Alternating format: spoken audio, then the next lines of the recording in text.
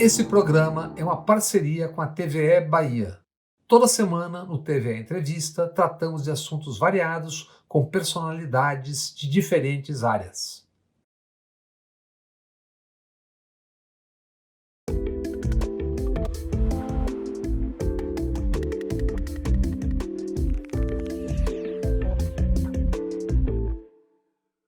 Amigas, amigos, o TVE Entrevista hoje conversa com o pernambucano Antônio Lavareda. Ele é formado em jornalismo, direito, sociologia, com doutorado em ciência política. Lavareda é presidente do Conselho Científico do IPESP, Instituto de Pesquisa que temos acompanhado nesta e em tantas outras eleições. Ele é também fundador do Neurolab, Laboratório de Neurociência Aplicada. Lavareda é professor colaborador na pós-graduação em Ciência Política na Universidade Federal de Pernambuco. Como coordenador ou consultor de estratégia, Antônio Lavareda já participou de 91 campanhas eleitorais no Brasil e também no exterior.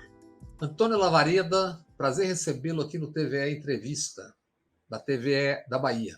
Lavareda, você, entre várias outras, é o presidente do IPESP, Instituto de Pesquisa, e tem acompanhado o Brasil desde 2018, para ficar só na última fase, pelo que sei, sem interrupção nas pesquisas que vocês fazem, certo? Então, eu te pergunto o seguinte: que Brasil você está vendo, de uma maneira geral, você está percebendo nas pesquisas? Olha, Bob, essas pesquisas, como você diz, com uma regularidade mensal, elas nos dão um quadro bastante razoável do lado da opinião pública, ou seja, o que você me pergunta é como eu vejo o olhar das pessoas Isso, através da amostra de entrevistados sobre o Brasil que elas veem. E o isso. quadro, a pintura que se desenha, Bob, é praticamente uma Guernica. Guernica, aquele quadro famoso ali do Picasso representando uma cidade espanhola bombardeada ali na época da Guerra Civil daquele país. E a destruição, o sofrimento das pessoas ali e os escombros da cidade. Então, de certa forma, é isso. O Brasil que você vê nas pesquisas é um Brasil onde majoritariamente as pessoas estão insatisfeitas, estão ansiosas, estão endividadas, veem com muita dificuldade o futuro que se vislumbra à sua frente. São pessoas, são famílias cujos filhos, mais recentemente, na pandemia, tiveram inúmeros problemas para acessar, quando podiam acessar o ensino à distância das escolas públicas. São pessoas que têm problemas monumentais com saúde, com moradia. Ou seja, é um Brasil precarizado, para dizer o mínimo, esse que eu posso ver, né, contemplando o olhar das pessoas, dos brasileiros que veem o seu país e a sua vida pessoal e familiar. Uma situação bastante difícil, Bob. Período extremamente difícil em que você tem, costuma-se dizer é o teoricamente correto, qualificar esses estudos, Bob, de estudos de opinião pública. Mas eu sempre enfatizo que essa opinião não tem exatamente o teor de cognição, de entendimento, de análise, de racionalidade que o termo às vezes evoca, o termo opinião. Na verdade, são pesquisas sobre os sentimentos públicos. O que essas pesquisas captam muito bem são os sentimentos das pessoas. Tem um outro tipo de pesquisa, depois pode ser que a gente fale disso não é o que é a qualitativa. Aquela pesquisa, sim, ela mergulha de uma maneira mais profunda no sentimento geral, não é isso? É verdade, as qualitativas fazem isso, mas quem, como nós, há mais de 35 anos, né, faz e desenvolve pesquisas qualitativas e pesquisas quantitativas, consegue identificar razoavelmente os aspectos qualitativos que se apresentam nas tabulações das perguntas, embora essas perguntas sejam, obviamente, em cima de alternativas que são oferecidas aos entrevistados e, como tal, desenho, de alguma forma, o quadro geral obtido a partir da sua aplicação. Então, você pode ter, com frequência, você identifica aspectos qualitativos também em estudos quantitativos. Assim, como vice-versa também é verdadeiro. Frequentemente, a gente, através de uma pesquisa qualitativa, né, os pesquisadores apontam o que é prevalecente. Quando eles dizem o que é prevalecente, eles estão inferindo quantidade, embora metodologicamente de grupos restritos, grupos de no máximo 10, 12 pessoas, mas ainda assim há um interplay. Então, na verdade, você tem um desenho que é quanti-quali, frequentemente, e isso aparece em todas as pesquisas. Primeira pesquisa que eu participei, Bob, é uma coisa interessante, eu acho que você não era nascido. Eu fui entrevistador e fui supervisor do censo de 1970, então já faz um tempinho. Rapaz, tem um tempinho. Nossa, deu um razoável tempo, né? Um grande geógrafo reconhecido, não só no Brasil, mas mundo afora, o baiano Milton Santos, nas aulas dele na USP, pós-graduação, isso há uns 20 anos, ele dizia que o Brasil, dos que pouco tem, mesmo com todas as carências, é um país muito solidário. Um Brasil, muitas vezes, e tantas vezes, invisível aos olhos dos que muito têm, né? Esse Brasil solidário, mesmo em meio a essa penúria, essa crise que você está descrevendo aí, ele mantém essas características ainda ou isso foi dilacerado? Olha, Bob, eu acredito que ele mantém essa característica que o Milton Santos apontava. Aliás, eu cheguei a assistir palestras, diga-se de passagem, monumentais do Milton Santos. O brasileiro tem essas características, o diferencia de outros povos, né? E a gente não precisa fazer agora uma análise Claro. comparativa rigorosa a respeito, mas diferencia, né? A despeito da precariedade das suas condições de vida. Eu estou falando do brasileiro, da maioria dos brasileiros. Lembrar que a maioria dos brasileiros tem uma renda mensal inferior a 2 salários mínimos. Então, isso, imagina, eu estou falando de renda mensal familiar, né? Então, você tem um contingente de pobres e muito pobres extremamente elevado, e que na crise econômica associada e agravada pela pandemia, isso obviamente ganhou contornos ainda mais dramáticos. Pois bem, esse contingente da população demonstrou muito recentemente, durante essa pandemia a qual eu aludi, que não acabou, de resto não acabou, nós não estamos aqui usando máscara, porque estamos à distância, conversando online.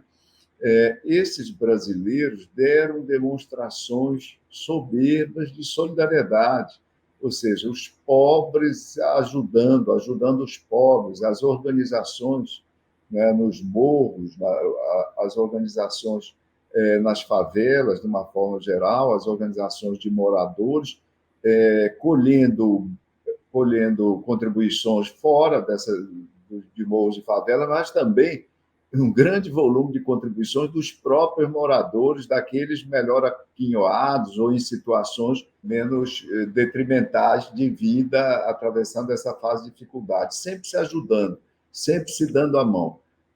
Os brasileiros, e o brasileiro, sobretudo os de menor renda, onde está também concentrada a menor escolaridade, eles são basicamente solidários, dão lições todos os dias de empatia, e essa empatia e essa solidariedade, Bob, só lembrando, isso são características da nossa espécie, da espécie humana, que foram fundamentais para que a nossa espécie desse certo.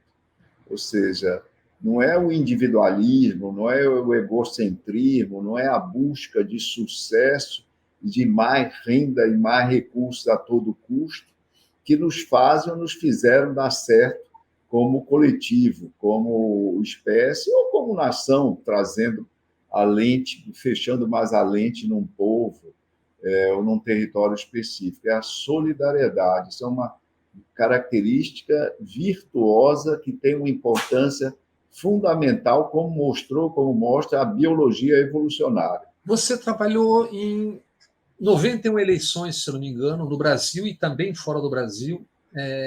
Ler e entender as sociedades é a alma da sua formação, do seu negócio, né? A crise do Brasil é imensa, é múltipla, em vários aspectos, embora não seja apenas, obviamente, uma crise no Brasil, né? Embora também a gente caminhe no momento com uma espécie de decomposição em vários setores, né? De maneira geral, me parece uma crise de representatividade, né? Não só aqui, mas aqui. Por quê? E o que o primórdio da era digital, até quando tem a ver, até onde tem a ver com isso tudo? Olha, bom, você situou aí pelo menos umas 3 dimensões onde a nossa reflexão se endereça. De um lado, você tem uma crise que é uma crise mundial e que adquire contornos próprios em cada país. No caso do Brasil, você tem, afora os problemas externos, você tem opções, você tem escolhas de políticas públicas, escolhas, obviamente, internas, né, que nos levaram a um quadro mais precário e uma situação mais difícil, seja no terreno econômico, seja no terreno social e na pandemia, no quadro sanitário.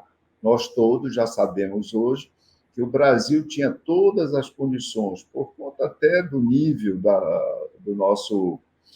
nossa elite médica, científica, de uma forma geral, e também do esforço de produção de vacinas que foi feito aqui internamente, sempre merece registro o trabalho do Butantan, e também não vamos esquecer, independentemente de qualquer avaliação política e ideológica, o trabalho, a persistência do ex-governador João Dória. Ele foi extremamente importante para isso. Então, pela combinação de fatores, nós sabemos hoje que nós podíamos ter tido vacinação antes do início, como de fato veio a ocorrer. Nós podíamos ter essa vacinação antes, podíamos ter comprado, adquirido vacinas antes, e com isso nós poderíamos ter tido menos mortes. Menos mortes. Isso é um dado importante.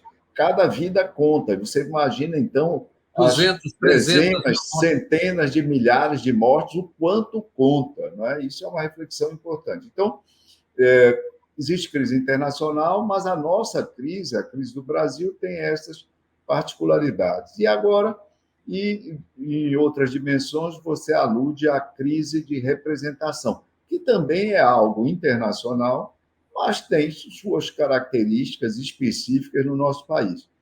Nós, Bob, nós não temos, olha só, a nossa Constituição demanda o monopólio da representação pelos partidos. Então, você sabe, o espectador nosso sabe também, que qualquer pessoa, para se candidatar a um cargo eletivo, precisa ter um cartório, ter um partido, precisa ser filiado a um partido.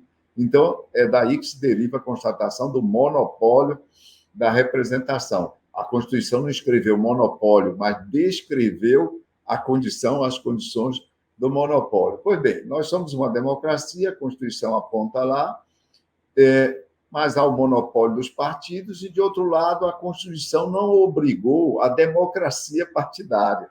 Então, veja só, uma contradição em termos. Então, você tem partidos que são oligarquizados, tem partidos, a maioria deles, são geridos com base nos princípios não democráticos, mas os princípios do caciquismo, né?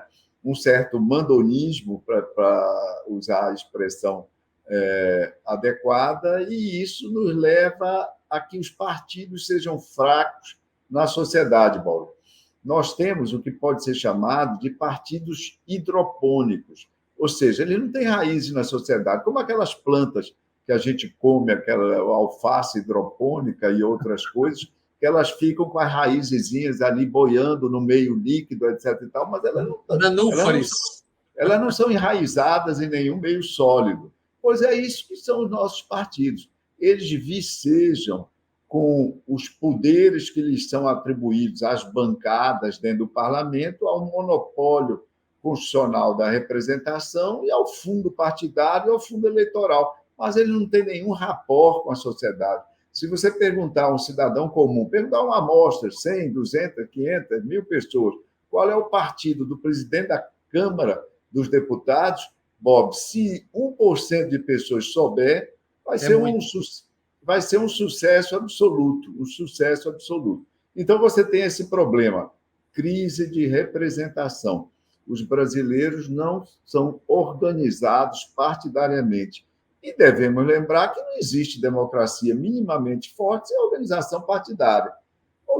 Se a representação, se a nossa república é democrática, ponto 1, se a representação política se dá no parlamento, no espaço parlamentar, se os partidos apenas podem eleger representantes, e se a sociedade não conhece sequer, não se vê representada nos partidos, você tem um quadro que eu qualifico como o seguinte: a nossa Câmara Federal, bom, 503 deputados, são 513 empreendedores individuais. Então, você tem um país que não só é fragmentado, é o mais fragmentado do ponto de vista partidário, da composição das bancadas, mas é muito pior do que isso. É muito pior do que termos 32 partidos.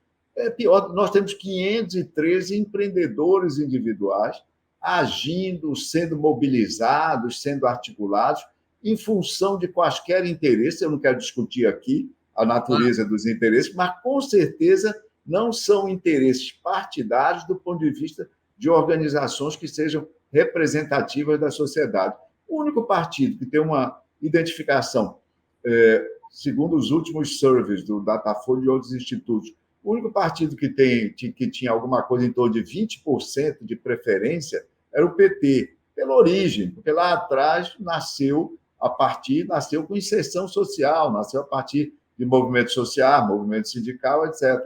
E os demais, o que tem a segunda taxa de preferência é o PSDB, por recall, que tem 3%, e depois vem o MDB com 2%, depois não tem mais ninguém. Eu falei, nenhum partido, eu falei no presidente da Câmara, o partido dele, Progressista. Ele é uma das pessoas mais poderosas do país, o Progressistas é o cerne da coligação de governo, que dá apoio de governo, chamado Centrão. Tem o ministro da Casa Civil, tem o presidente da Câmara. Pois bem, qual é o percentual de preferência do progressista na sociedade brasileira? Bom, 0%. Zero. Aparece na pesquisa, é 0%. Isso, nada melhor do que isso para expressar a crise de representação. E agora, a terceira dimensão para a qual a sua reflexão nos endereça: o papel da internet, das redes sociais, etc., nisso tudo. Óbvio, e esse papel se constata só no Brasil, que, afora as maravilhas, e eu estou dizendo maravilhas na expressão dessa palavra, em toda a expressão que essa palavra, que a semântica possa adquirir. A internet mudou as nossas vidas, mudou a vida da sociedade, mudou para melhor, para muito melhor. As redes sociais também conectaram as pessoas, nos trouxeram mais próximos. Nessa pandemia foram fundamentais. Quando as pessoas estavam isoladas, foram as redes sociais que reconstituíam a cada momento os laços de sociabilidade, os laços de familiaridade, de amizade e as relações de trabalho, como todos nós lembramos. Pois bem, mas essa internet, essas redes sociais também trouxeram o que Humberto Eco chamou o empoderamento dos imbecis. Então, empoderamento de imbecis. Agora eu vou chegar lá na consequência disso. Elas também trouxeram a fragmentação da expressão pública, ou seja, cada cidadão, e muitos deles, e sobretudo esses imbecis, se acham e se portam como editores dos veículos de comunicação. Pois bem, a combinação de tudo isso foi a fragmentação, a maior fragmentação da sociedade.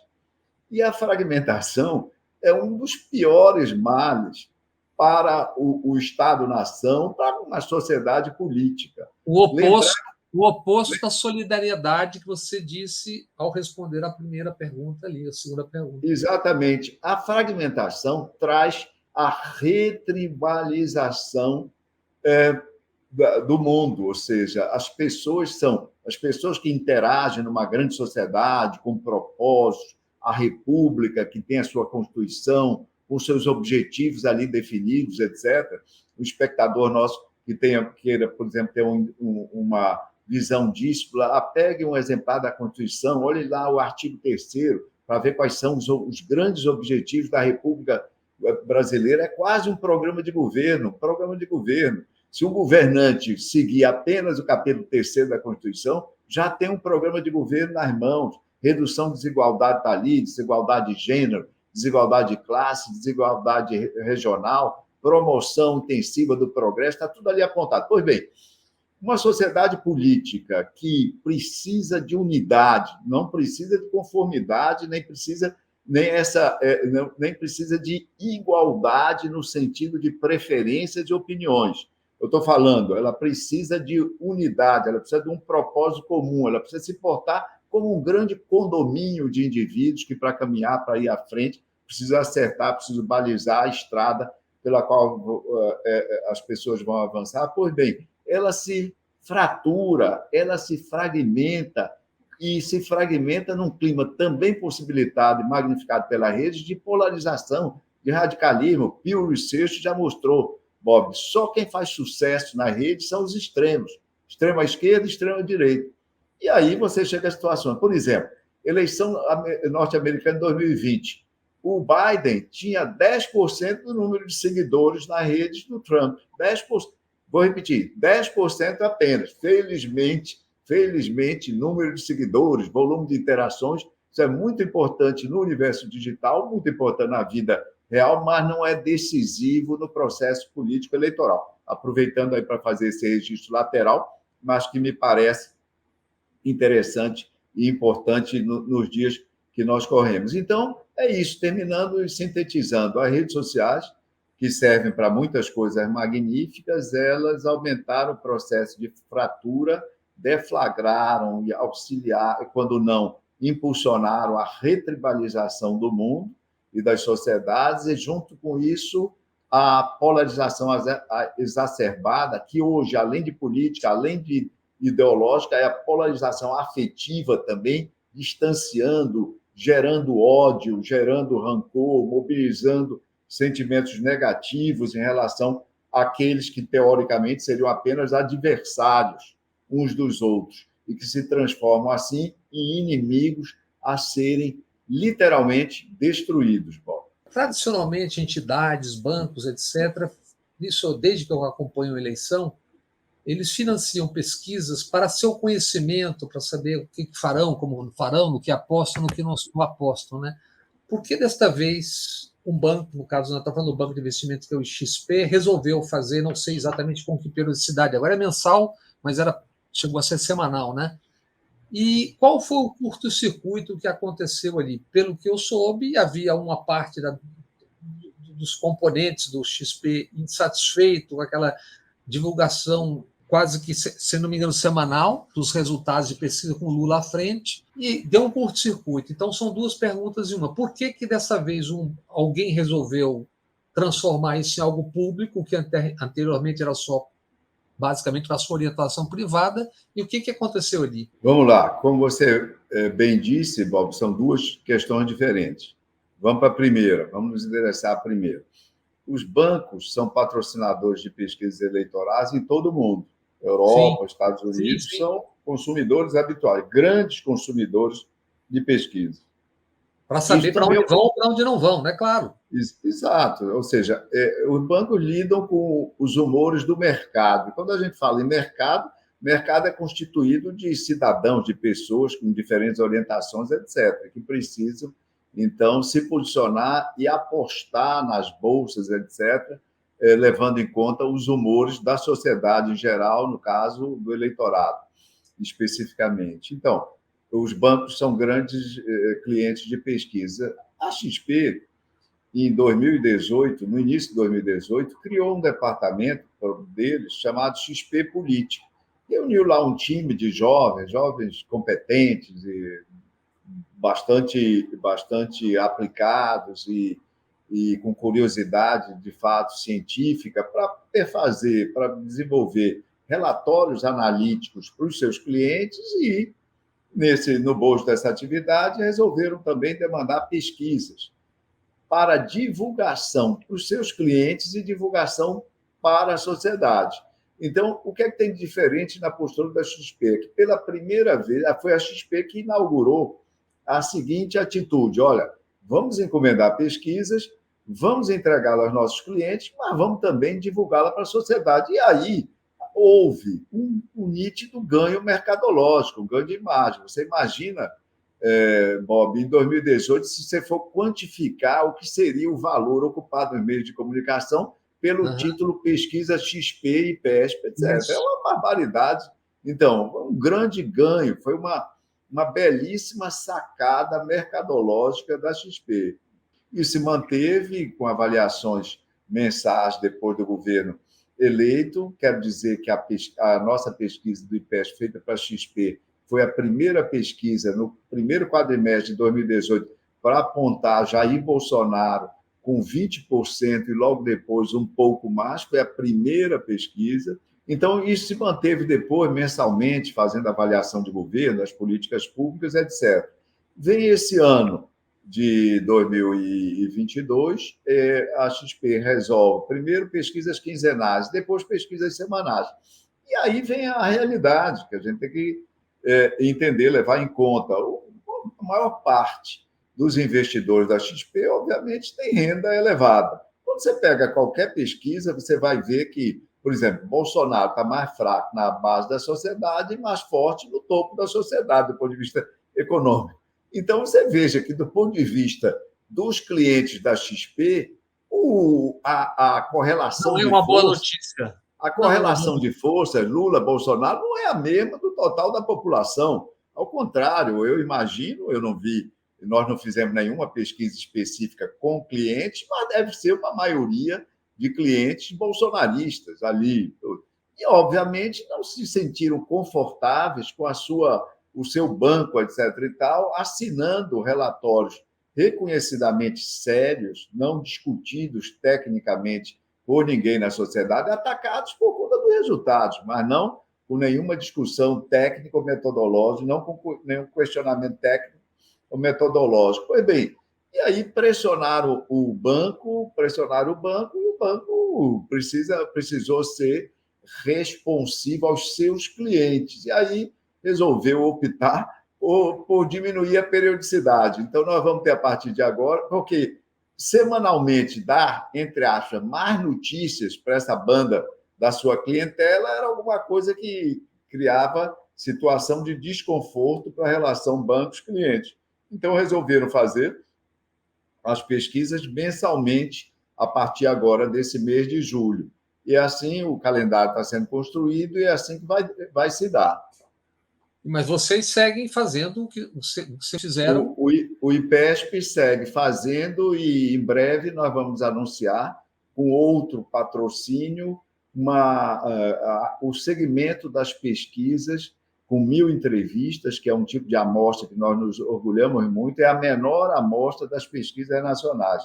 Bob, isso só é possível porque são pesquisas telefônicas, uma metodologia que, como eu disse lá atrás, nós desenvolvemos seguidamente, aperfeiçoamos desde 1993. Então, o IPESP vai continuar com essas pesquisas e, provavelmente, na semana que vem, nós vamos estar anunciando o calendário dessas pesquisas. Nós vamos estar anunciando, então, 2 calendários. O calendário de pesquisas mensais da XP e o calendário de pesquisas IPESP, que vão continuar a partir desse mês de julho. Só lembrando sobre essas amostras de 1.000, Bob, vez por outra, alguém diz, olha, 1.000 entrevistas, como é que pode representar, etc. e tal. Uns atacam por má fé, mas a maior parte é por ignorância mesmo. Veja o seguinte, eu sempre dou uma resposta clássica, eu digo, olha, se você não acredita em amostra, você, quando for ao laboratório colher sangue, entregue 1 litro do seu sangue para o laboratório. Não confie menos, 1 litro pelo menos. Se não quiser deixar todo. Algumas pessoas mereciam deixar o sangue todo no laboratório.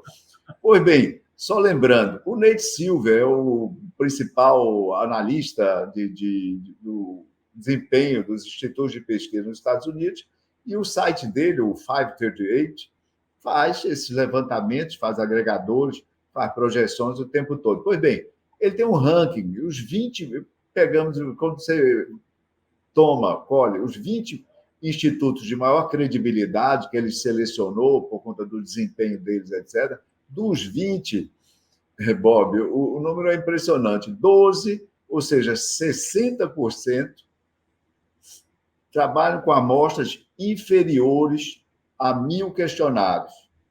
Inferiores a 1.000 questionários. Amostras de 650, 780, 880, 920 casos, tá certo?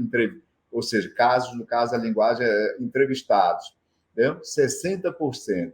Então, mais 20% trabalham com amostras entre 1.000 e 1.100 casos, tá certo? Então, você já tem 80%. E mais 20%, 4%, com amostras que chegam a 1.600 questionários. Nenhuma, Bob, eu vou repetir, nenhum deles trabalha com amostras de 2.000 questionários. E lembrar que a população americana é 55% maior do que a nossa.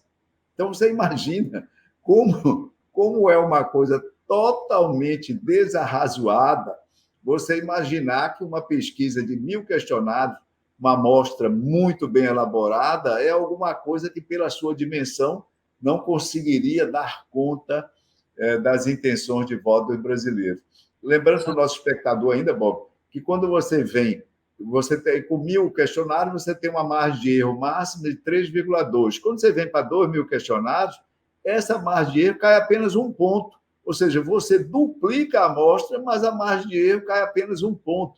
Faz nenhum sentido. Com a amostra de 1.000 questionários, você consegue fazer, vamos direto ao ponto, você consegue fazer amostras, pesquisas muito mais baratas e, como tal, possibilitar maior frequência e acesso para a sociedade. Eu quero te dar só um número.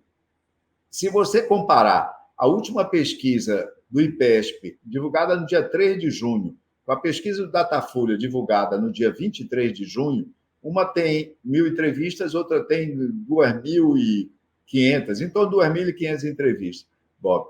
As diferenças entre os candidatos estão todas lá dentro das margens de erro, todas lá dentro das margens de erro, tá certo? Uma diferençazinha um pouco maior em relação às intenções de voto de Bolsonaro, que aí envolve uma discussão, uma reflexão metodológica que eu posso fazer adiante. Pois bem, mas a diferença, o TSE estampa o preço das pesquisas, ele é uma informação obrigatória.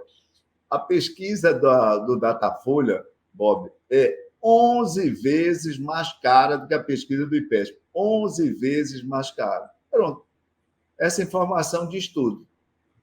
Agora, uma coisa para nós leigos, porque são muitas as pesquisas que aparecem o tempo todo. Por que tem uma certa diferença, às vezes, muito grande entre algumas pesquisas? Olha, a do Datafolha está num certo nível ali, muito semelhante, e uma ou outra, mas tem coisas que são muito... Aí, por isso que há essa confusão, a sociedade não sabe exatamente quem é quem e acha estranho tudo aquilo, né?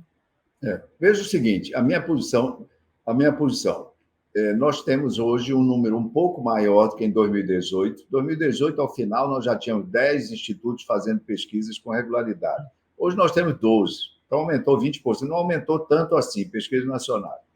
Minha visão a respeito, quanto mais institutos, quanto mais pesquisa, é melhor. Beneficiário é a sociedade. Agora, obviamente, se a sociedade tem um benefício, ela também tem um custo. Vem junto com esse benefício um custo. Qual é o custo? Discriminar, né? Examinar com maior cuidado a fonte das informações, dos números, dos percentuais que lhe chegam. E esse papel, Bob, é um papel que deve ser, quando a gente fala em sociedade, a sociedade, obviamente, as pessoas comuns estão trabalhando, estão tratando as suas vidas, estão procurando emprego, estão tentando sobreviver. Quando a gente fala de sociedade, a gente fala, nesse caso, dos meios de comunicação, de vocês, jornalistas, e das redações. Eu sempre defendo que os veículos criem editorias de pesquisas de opinião pública dedicadas à temática eleitoral, especialmente nesse ano, para ajudar a separar o joio do trigo. Não adianta pensar, eu já escrevi isso, não adianta mais um grande veículo pensar que ele compra uma pesquisa ou duas pesquisas, veicula aquela pesquisa, ignora todas as demais e pronto, está tudo resolvido, todo mundo só vai prestar atenção na sua pesquisa. Não é mais assim. Todas as pesquisas chegam a todas as pessoas. Então, os veículos, tudo bem que comprem sua pesquisa, mas tem obrigação, através dessas editorias, de explicitar para a sociedade, em relação às outras pesquisas, o que é joio e o que é trigo. E nesse terreno, hoje, infelizmente, nós estamos também tendo pesquisas fake, né? Muitas pesquisas fake.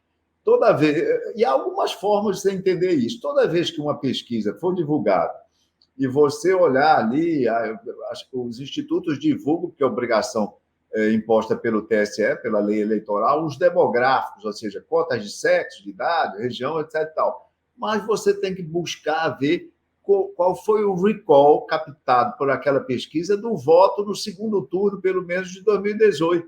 Uhum. Ou seja, o voto na eleição passada. Para quê? Para você saber como é se aquela pesquisa, se aquela amostra é representativa dos demográficos, razoavelmente, etc. e tal, tem a quantidade certa de homens, de mulheres, jovens, mais velhos, etc. Mas se ela é representativa também das correntes político-ideológicas da sociedade. E a única forma que a gente tem de ver isso no Brasil é dando uma olhada no recall da eleição passada, porque a identificação partidária, como eu comentei, é baixíssima.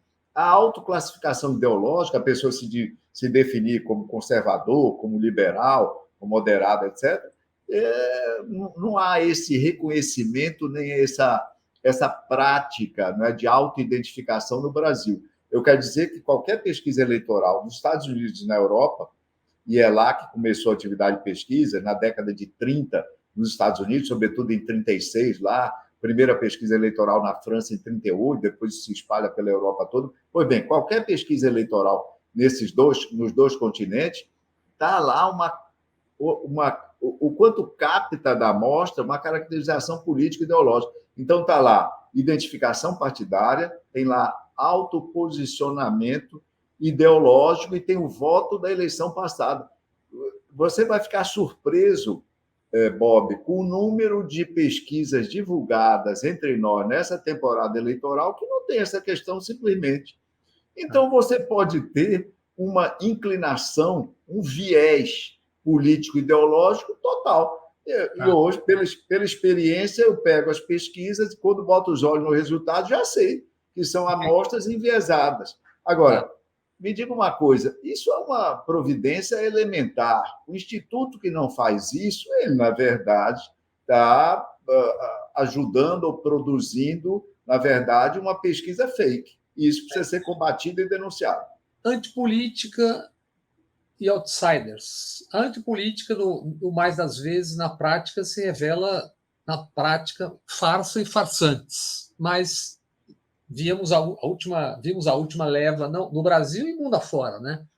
No Brasil, causas e consequências. Olha, a antipolítica, a negação da política, ela sempre serve a algum interesse, né? Quando a gente fala de anti-Estado, nós estamos falando de uma doutrina política, de uma filosofia que ou foi, porque hoje tem pouca voga, que foi o anarquismo, Kropotkin, Bakunin, etc. Mas é anti-Estado, não é antipolítica. Eles faziam política o tempo todo. É a política sem Estado, é outra coisa. Aliás, como no marxismo, há uma referência a uma etapa superior do socialismo, chamada o comunismo, onde também o Estado perderia o seu sentido de ser. Mas nós não estamos falando de antipolítica. Quando se fala em antipolítica, está se falando, na verdade, em autoritarismo, está se falando em ditadura, está se falando de tirania. E qualquer movimento, ainda que não revele esse caminho, tem essa intenção real, qualquer movimento de antipolítica. Infelizmente, na democracia, alguns políticos até, embora bem intencionados, se valendo de orientações mercadológicas em determinado momento, embarcaram nessa cantilena da antipolítica. Quando a gente fala que a eleição de 2018, Bob, foi uma eleição onde o espaço se abriu, onde a janela se abriu para a vocalização antissistema, antipolítica... Muita gente embarcou. A gente esquece que ela foi precedida, ela teve o preâmbulo, ela teve a avant-première na eleição municipal de 2016. Na eleição municipal de 2016, sobretudo em algumas capitais. Em Belo Horizonte, o Calil era o Eu Não Sou Político. E em São Paulo era Eu Sou o Dória, eu não sou político, eu sou gestor, etc. A antipolítica colocou o seu nariz de fora da janela da nossa democracia já na eleição de 2016. E ela vai e vem, já teve Collor, já teve Jânio Quadros, já teve... Exato. Né? A cada momento, você tem quadros que caracterizam o que a literatura de política chama eleições críticas, onde você tem crise econômica, polarização ideológica, emergência de terceira via. Em 2018, você teve mais impeachment, você teve Lava Jato, você teve o presidente substituto, o vice-presidente com uma reprovação recorde, etc. e tal. E em outras situações, em 1989, você tinha a hipercrise de representação política derivada do Cruzado 2. Você lembra bem disso. O estelionato eleitoral do MDB. Inflação de 80%. E o estelionato eleitoral de 1986, duas semanas após o MDB ganhar 90% das unidades da federação. Quebraram o Brasil inteiro. E em 1960 você teve o Jânio Quadros, o Brasil exaurido, teve o período mágico, glorioso, o período Kubitschek, mas economicamente o país estava exaurido, o discurso anticorrupção avultou, varre, vassourinha, era a música para varrer a bandalheira, entre aspas, que era a música tema da campanha de Jânio Quadros. Todas elas eleições críticas. E, nesse momento, a antipolítica e o candidato outsider, antissistema, se afirmam. Passada a eleição de 2018, começa uma governação, e 2022 vai ser uma eleição, tecnicamente, entre aspas, agora normal. O que é uma eleição normal? O presidente, que foi outsider, deixou de ser, veste o figurino do político normal. Procura um partido grande, com grande recurso do fundo partidário, do fundo eleitoral, grande espaço de tempo de televisão e rádio, monta a coligação nos estados, etc. e tal, e, no nosso caso, sai usando a máquina pública para ver se essa utilização produz um adicional de votos para melhorar o seu desempenho. Isso é uma eleição normal. Isso eu queria fazer agora, de novo, duas perguntas. Primeiro, semipresidencialismo pega no Brasil? Segundo, essa derrama de dinheiro, pacote aprovado há pouco, isso tudo, ainda você crê que isso ainda há tempo de produzir grandes efeitos na eleição? Semipresidencialismo. Semipresidencialismo, na verdade, o outro nome disso é semiparlamentarismo. Né? Semiparlamentarismo. Você mantém um presidente eleito, que é o modelo francês, por exemplo, o modelo português também, embora haja distinções, como você sabe, entre esses dois modelos, e um parlamento, na verdade, governos parlamentares, governos extraídos a partir da prática do locus parlamentar. Isso, no Brasil, já foi testado duas vezes. Já foi testado, depois de implantado em 1900. Falando para os espectadores o que você sabe muito bem, Bob, em 1961 foi implantado para contornar ali a crise derivada da tentativa de golpe dos militares que não queriam permitir a posse legítima do vice-presidente João Goulart. Em 1963, isso vai para as urnas, ser ratificado ou retificado, e uma maioria expressiva, mais de 70% dos brasileiros, rechaça o parlamentarismo e nós somos devolvidos ao presidencialismo.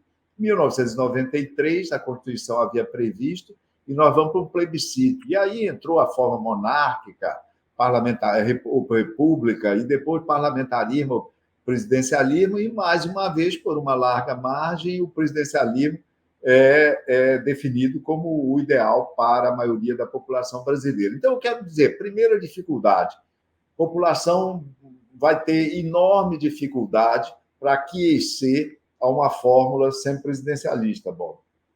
Segundo lugar, um governo parlamentar no Brasil, como em qualquer lugar do mundo, é um governo partidário. Como você fazer governo partidário, basicamente partidário. Se você não tem partido no Brasil, isso é um absurdo. Quem propõe isso esquece do requisito preliminar ao parlamentarismo. Partidos fortes. Sem partidos fortes, o parlamentarismo ele se esvai praticamente, o governo parlamentar se esvai a cada momento. Seria um governo, para usar uma imagem correlata à sua no começo, um governo de despachantes de si mesmo e seus interesses. Exatamente, um amontoado. Seria um agregado de empreendedores que deixariam de ser MEI, empreendedores individuais, para ser limitada ou CSA, de capital fechado, não é? ou frequentemente, sociedade anônima no sentido mais amplo e delicado da palavra. Então, não faz o menor sentido você falar hoje em semi-parlamentarismo, semi-presidencialismo. Você tem que hoje ver o seguinte: qual é o remédio para a democracia em crise? O remédio para a democracia em crise é mais democracia. Então, você precisa ver como é que você fortalece a nossa democracia, fortalecendo partidos, do ponto de vista da representação política, porque a nossa democracia é representativa, mas também incorporando com muito mais frequência do que temos hoje, mecanismos de democracia direta. A população pode e deve se manifestar com mais frequência a respeito de uma série de temas. Para quem se interessa, para quem estiver nos assistindo se interessar sobre isso, dê uma lida rápida, vá lá no Google, etc., para ver o exemplo que a Califórnia, isso é verdade para a costa oeste americana em geral, mas especialmente para o que é feito de propositura, exercício do direito de proposição legal, que não existe no Brasil, mas pouquíssimo utilizado e deve ser dinamizado, para plebiscitos e para referendos na Califórnia. É um espetáculo e é um estado mais desenvolvido, mais pujante da Federação Norte-Americana. Então, nós precisamos sempre presidencialismo de lá. Vamos lá. Os bilhões do orçamento secreto vão ter uma repercussão que a gente já sabe, Bob. Eles vão aumentar a taxa de recondução dos mandatos parlamentares. A taxa de reeleição na Câmara Federal, etc., vai ser extraordinária. Preparemos-nos para isso. Se não for, nós vamos precisar investigar a fundo os fatores que impediram isso, porque o orçamento secreto e as emendas parlamentares vão nessa direção de constituir laços privilegiados entre os atuais deputados federais e os prefeitos são os principais condutores do voto nos respectivos municípios. Então, é isso. Quando se fala, olha, o valor do fundo eleitoral, 4,9, não, o fundo eleitoral é bobagem junto do que são as emendas do relator e desse chamado orçamento secreto. O impacto do fundo eleitoral é muito menor e o fundo eleitoral, mal ou bem, tem que ser distribuído de alguma forma, embora assimétrica, entre um grande conjunto de candidatos, ao passo que as emendas do relator, por definição, só beneficiam os próprios os representantes atuais, os parlamentares atuais. Com relação a essa medida, essa nova disposição, aumento, você está falando do aumento do Bolsa Família, R$200, mais Bolsa Caminhoneiro, Bolsa isso, um agregado de 43 bilhões, isso é justíssimo, Bob. O que o país devia estar discutindo hoje, né? Isso não tem nada de criminoso você fazer isso nesse momento. Talvez, do ponto de vista eleitoral, rigoroso da legislação eleitoral, isso tenha uma discussão com relação à legalidade. Do ponto de vista da necessidade, isso não está longe de ser criminoso. Isso é benéfico para essa contingente da população. O que é criminoso é isso que só está sendo feito agora. Por que isso não foi feito desde novembro, desde dezembro? Essa necessidade premenda da população só foi conhecida agora, quando as pesquisas revelam uma situação difícil para a reeleição do incumbente, e esse é o aspecto que merece e deve ser discutido. Ou seja, por que não se fez isso meses atrás e se deixou essas pessoas à míngua? Com relação aos aspectos eleitorais, Bob, o voto presidencial no Brasil não é, ao contrário do que alguns supõem, um voto que gratifique o governante que distribuiu prebendas, que distribuiu favores à população. Não, não. O voto das pessoas, de forma mais consciente ou menos consciente, é um investimento no futuro. As pessoas vão votar, os eleitores brasileiros, mesmo de baixa renda e essa de muito baixa renda, agora beneficiada, vão votar em outubro investindo no seu futuro, investindo na melhoria da qualidade de vida, investindo na possibilidade de que seus filhos tenham uma formação educacional razoável, investindo na direção de ter um melhor sistema, ainda com um desempenho melhor do sistema público de saúde, o SUS, o louvável SUS, mas com tantas precariedades, inclusive do ponto de vista de funding, de financiamento, e também, no meu entendimento, essa gestão tripartite, que às vezes não funciona tão efetivamente como deveria. Então, as pessoas vão votar investindo numa possibilidade que o país volte a crescer para gerar oportunidade para todas. Lembrar que essa coisa de crescimento, de renda no bolso das pessoas é fundamental, não só para os trabalhadores, porque os trabalhadores formais, porque isso lhes assegura a manutenção do emprego e a evolução nessa carreira dentro das empresas onde eles estão, ou mesmo trocando de empresa, mas também para os muitos trabalhadores informais. 40% da nossa força de trabalho hoje está na informalidade, Bob. Então, sem crescimento econômico, esse trabalhador informal não consegue ter o mínimo de renda razoável ao final de cada mês. E o que é que eu quero dizer com esse voto de investimento, etc.? É que esse auxílio, às R$ 200 hoje, isso é extremamente importante. Isso diminui a angústia a qual as pessoas estão submetidas, sem condições de prover alimento para os seus filhos, sem condição de pagar a conta de luz, sem condições de pagar, eventualmente, o aluguel, os custos da sua moradia. Diminui a angústia, Bob, mas não resolve a ansiedade com relação ao futuro.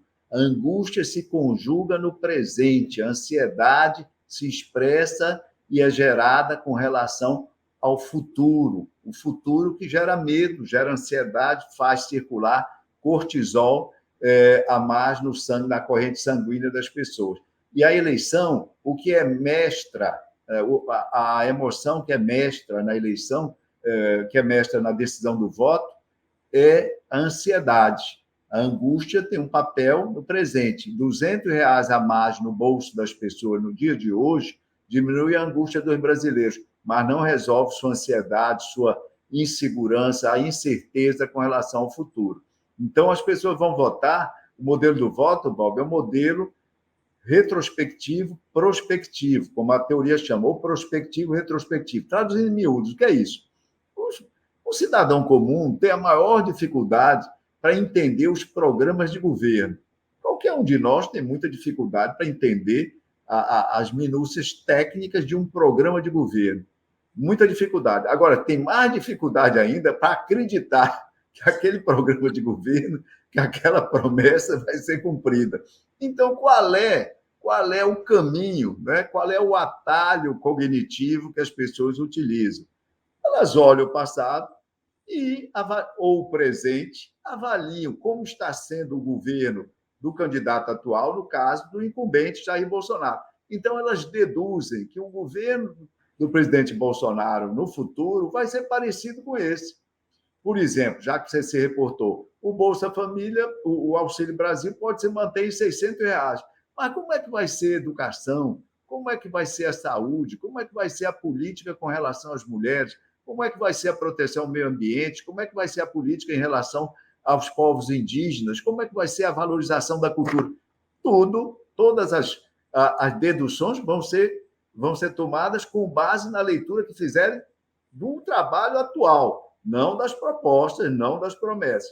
E, no caso dessa eleição, nós temos uma coisa absolutamente singular na nossa história, que é um ex-presidente candidato. Na verdade, quando eu digo absolutamente singular, é um presidente competindo com um ex-presidente, porque ex-presidente, o Getúlio Vargas era um ex-presidente, ganhou a eleição de 1950 assim, como ex-presidente. Recuando lá mais no tempo, nós já tivemos o Prudente de Moraes também, candidato na Primeira República, mas isso já é uma. Já vamos trazer muita informação histórica para a nossa conversa. Então, no caso do Lula, o Lula diz, o Lula propõe, o Lula fala que vai fazer isso ou aquilo, o mercado presta atenção, os jornalistas, vocês se deleitam, fazem análise, fazem inferência, mas o grosso, a maioria absoluta do eleitorado que vai votar no Lula ou que não vai votar no Lula, vai fazê-lo ou deixar de fazê-lo pelo sentimento e pela avaliação retrospectiva. Daí que esse modelo é o prospectivo, retrospectivo. E é isso que gera as intenções de voto que o ex-presidente tem hoje, Bob. Lavareda, infelizmente acabou. Muito obrigado por esse mergulho tão profundo, né, na alma do Brasil, dos eleitores do Brasil. Tenho certeza que todo mundo aprendeu muito hoje aqui sobre o que é uma eleição, como é, de que jeito, como a gente faz eleição, como a gente acerta, como a gente erra.